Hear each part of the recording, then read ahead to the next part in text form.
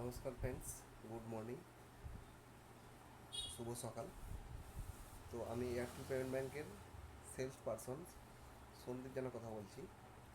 তো আপনাদের আজকে একটা ছোট্ট গল্প শোনাবো, ঠিক আছে? গল্পের মাধ্যমে আপনাদের কিছু নলেজ বা কিছু ডিটেলস বা কিছু তথ্য আপনারা জানতে পারবেন।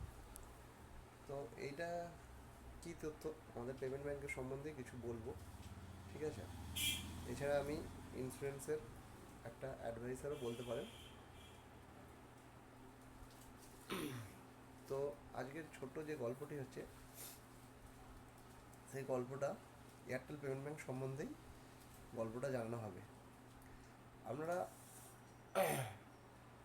যে মার্কেট থেকে যেটা শুনে থাকেন যে আমাদের এয়ারটেল পেমেন্ট ব্যাংক ভালো নয়, খারাপ, অমুক তমুক, হ্যান ত্যান, চার্জ কাটছে, তোদের এয়ারটেল পেমেন্ট ব্যাংক চোর, ঠিক আছে?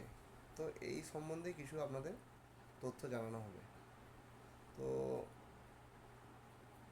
প্রথম ছোট্ট করে বলি, কারণ বেশি লং ভিডিও সবার জন্য এখন টাইম স্পেন্ড সবাই করতে পারে না, বা সবার জন্য বড় কারণ হয়ে দাঁড়ায়। সময়ের কাছে সবারই প্রত্যেকের একটা দাম আছে।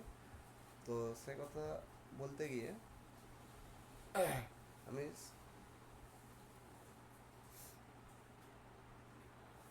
যে গল্পটা সেটা শুরু করছি। তো সেটা হচ্ছে কি, আমরা এয়ারটেল পেমেন্ট ব্যাংকের কোনো একটা রিটেলার শপ থেকে অ্যাকাউন্ট করলাম।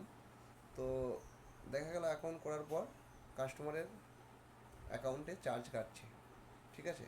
তো রিটেলার তো প্রথমে এলো কাস্টমারকে তার ফাইন্যান্স করার জন্য অ্যাকাউন্ট খুলে দিল, কিন্তু রিটেলার তাকে ডিটেলসে কোনোভাবেই বলছে না যে একটা এয়ারটেল পেমেন্ট ব্যাংক খুলতে গেলে মাসিক বা বাৎসরিক কত চার্জ আছে বা কত ইনকাম আছে, কোনোটাই কোনোভাবেই কাস্টমারকে জানানো হয় না।